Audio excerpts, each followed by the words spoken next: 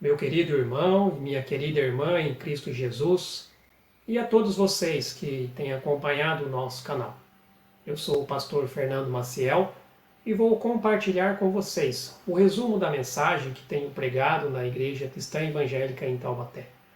Nós iniciamos ali uma série de mensagens baseada na carta de Paulo aos Filipenses, com o tema geral de alegria e contentamento.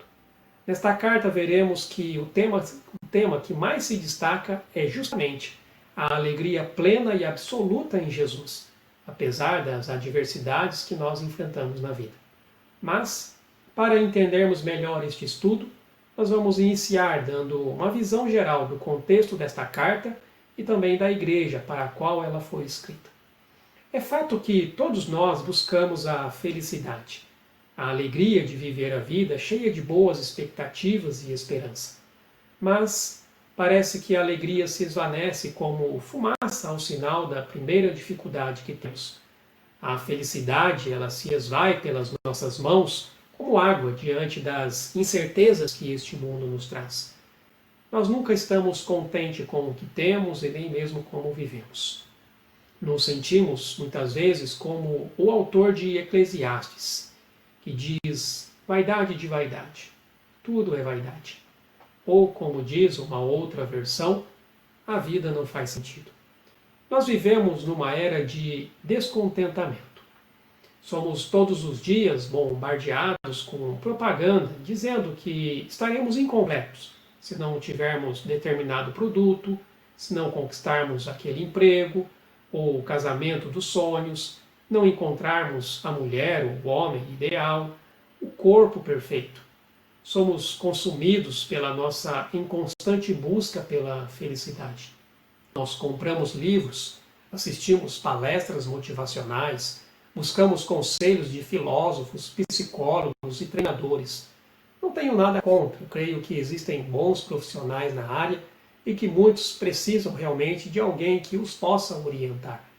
Mas, para muitos, a porta da felicidade ainda continua fechada e a falta de alegria e esperança ainda perturbam a sua mente. Nesta carta aos Filipenses, nós vamos refletir e aprender de onde vem a alegria bíblica e realmente onde nós podemos encontrar o verdadeiro contentamento. Nós vamos entender que a alegria bíblica é a firme convicção de que Deus, soberanamente, controla os acontecimentos da vida para o bem dos seus e também da sua glória, e que essa alegria ela está disponível para todos os que se achegam a Ele e procuram andar em obediência à sua palavra. Nós vamos ver ao longo desta série que 3 palavras se destacam nesta carta: alegria, humildade e gratidão. Mas vamos entender um pouquinho o contexto histórico de quando essa carta foi escrita. As circunstâncias na qual o apóstolo Paulo, o autor desta carta, se encontrava, não seria um dos melhores momentos para ele falar de felicidade ou de alegria, de gratidão ou de esperança. Quando ele escreveu esta carta à igreja em Filipos, ele era um prisioneiro. Após a sua conversão, na verdade, toda a sua vida foi tumultuada e seu ministério não foi nada fácil. Basta você pegar a carta de 2 Coríntios, a partir do capítulo 11, e você verá ali uma descrição das lutas que ele enfrentou. Quando ele escreveu a carta aos Filipenses, ele provavelmente estava em seu 4º ano de prisão, aguardando a decisão final sobre o seu caso. E a igreja também passava por suas dificuldades: perseguição, disputas internas, falsos mestres e, é claro, a própria preocupação com as necessidades da vida. A cidade de Filipos, a cidade onde essa igreja estava inserida, era uma cidade importante no leste da Macedônia. E devido à sua localização estratégica, ela serviu como rota terrestre para a Ásia Menor. Aliás, havia ali e ainda existe uma estrada chamada Via Egnácia, que era uma estrada importante para aquela região. A cidade ela também foi importante por suas minas de ouro que se encontravam ali nas montanhas. sendo essas, inclusive, que atraíram a atenção de Filipe II, pai de Alexandre o Grande. A cidade, inclusive, recebeu o nome de Filipos em homenagem ao próprio Filipe II, que resolveu, é claro, homenagear-se a si mesmo. E depois de uma sangrenta disputa de poder entre os imperadores romanos, ela foi considerada colônia romana. E como uma colônia, Filipos passou a ter o mesmo estatuto jurídico que as cidades de Roma. Os cidadãos de Filipos, eles eram cidadãos romanos e tinham alguns privilégios, como a isenção de determinados pagamentos de impostos.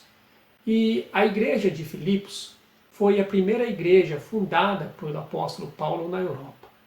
O apóstolo chegou à cidade em sua segunda viagem missionária, sendo dirigido pelo Espírito Santo, digamos de um modo bastante dramático. Logo no início, aconteceram ali 3 situações: a conversão de uma vendedora de púrpura chamada Lídia, a expulsão do demônio de uma jovem adivinhadora e a conversão do carcereiro de Filipos. Esses fatos marcaram o nascimento dessa igreja. Apesar das suas dificuldades na área financeira, a igreja sempre buscou meios para apoiar o ministério do apóstolo Paulo. O apóstolo tinha ali um apreço muito grande por esta igreja, bem como a igreja também tinha para com ele. Filipenses, assim como Colossenses, Efésios e Filemão, são conhecidas como cartas da prisão, pois quando as escreveu, Paulo se encontrava preso.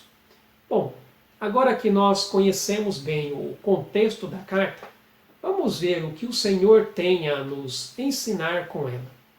Nós vivemos tempo de tristeza e falta de esperança. As notícias que vemos e ouvimos a cada dia só alimentam ainda mais o nosso desespero e ansiedade. Momentos de prazer e satisfação se misturam com momentos de dor e tristeza geral da vida. Muitas pessoas têm pouca esperança de que as coisas podem mudar. Sofrimento, insatisfação, perda de entes queridos e amigos e muitas vezes limitações físicas e dores nos impedem de viver uma vida alegre e feliz. Esses tempos decrescentes de felicidade tendem a produzir uma tristeza mórbida e a satisfação com a vida, ela vai cada vez mais diminuindo. A maioria define felicidade como uma atitude de satisfação e prazer baseado em circunstâncias favoráveis. Ora, sendo assim, então, ilusória e passageira. Mas a alegria que vem do Senhor, ela está acima das circunstâncias da vida, sejam elas favoráveis ou não. Essa alegria é que mantém viva a nossa esperança. E a esperança que Deus nos dá não é um mero desejo de que algo bom vai acontecer. A sua eficácia não depende de outras pessoas, das conquistas que temos ou das circunstâncias nos serem favoráveis. Ela é fruto de uma expectativa, de um coração que confia em Deus e nas suas promessas. Não importa qual seja a dificuldade, a dor, a decepção, a rejeição, o fracasso ou qualquer outro desafio que você esteja enfrentando. A alegria genuína, ela permanece, porque esse eterno bem-estar é estabelecido pela graça de Deus que nos concede a salvação.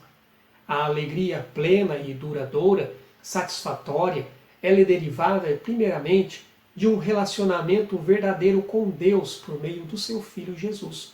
Como o próprio Jesus nos diz em João, capítulo 15, versículo 11.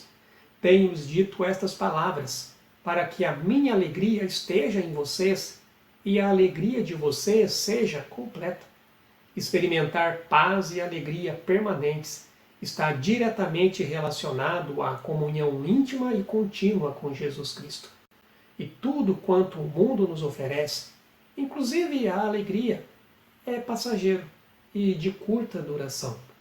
Em 1 João, capítulo 2, verso 17, a palavra nos diz: o mundo e a sua cobiça passam, mas aqueles que fazem a vontade de Deus permanecem para sempre. Mas, diferente da alegria que o mundo nos oferece, A alegria bíblica ela é cheia de recursos, ela é plena, ela é verdadeira. A alegria ela é um dom de Deus. Em Salmo capítulo 4, versículo 7 diz: Encheste o meu coração de alegria, alegria maior do que a daqueles que têm fartura de trigo e de vinho.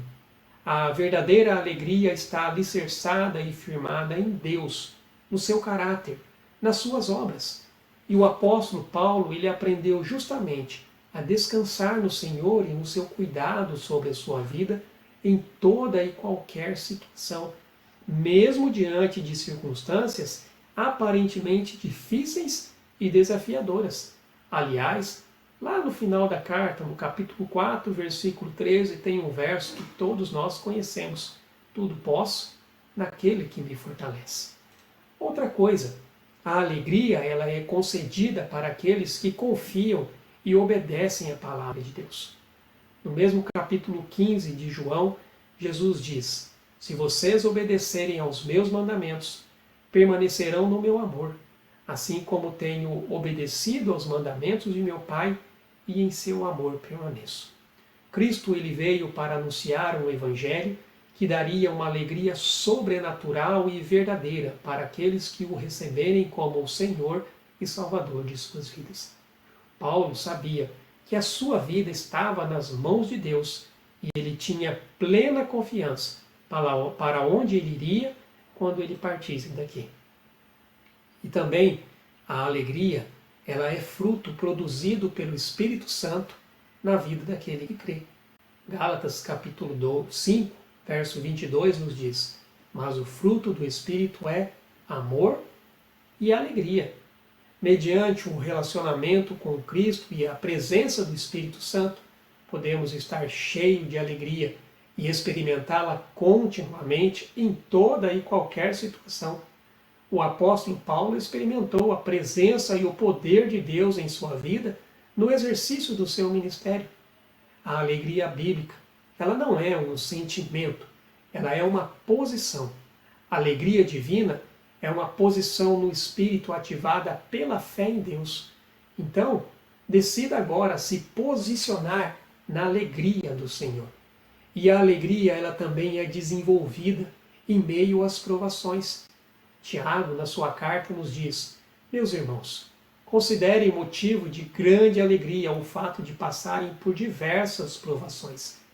A realidade cheia de alegria, ela é vivida quando é contrastada com tristeza dos sofrimentos e das dificuldades que passamos. A alegria bíblica ela resulta de uma causa definida. Ela é o fundamento que determina a minha reação de permanecer firme na fé ou de esmorecer diante da fraqueza da minha carne. O apóstolo Paulo aprendeu que nada se compara com a glória de Cristo, que há de ser revelada no dia da sua ressurreição. E por fim, meus queridos irmãos e irmãs, a alegria é completa quando a nossa esperança está nos céus. Pedro, escrevendo a sua carta, ele nos diz: Mas alegrem-se à medida que participam dos sofrimentos de Cristo, para que também, quando a sua glória for revelada, vocês exultem com grande alegria. A alegria concedida por Deus é uma característica própria do reino de Deus. Logo, desfrutaremos plenamente da presença de Deus, que fará dissipar todo o medo e toda a dor, pois, como diz a palavra, Ele enxugará dos olhos toda lágrima, e não haverá mais morte, nem tristeza, nem choro, nem dor. Todas essas coisas passarão para sempre. O apóstolo Paulo aprendeu que o fim é apenas o começo de uma vida plena na presença de Deus. O vínculo de amor entre Paulo e os crentes de Filipos pode ter sido mais forte do que o que ele tinha com qualquer outra igreja. A profundidade de seu relacionamento com eles encorajou o apóstolo durante a sua prisão e ainda mais acrescentou a sua alegria. Ele estava preocupado com a unidade, com a fidelidade e muitos outros importantes assuntos espirituais e práticos naquela igreja. Mas a sua principal preocupação e tristeza em relação às aflições seria temperado por sua alegria sobre a sua fidelidade ao Senhor e a grande recompensa que o aguardava no céu. Paulo queria que eles não ficassem tristes, mas compartilhassem de maneira completa a sua alegria profunda e duradoura em Jesus Cristo.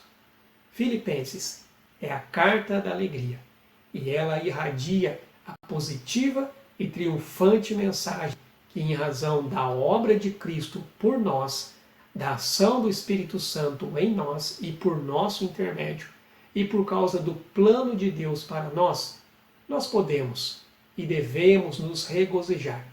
Como o próprio apóstolo escreveu: alegrai-vos no Senhor. Outra vez digo, alegrai-vos. Vamos nos alegrar, pois o Senhor é a nossa esperança, o Senhor é o nosso refúgio. Que o Senhor te abençoe. Fique na paz.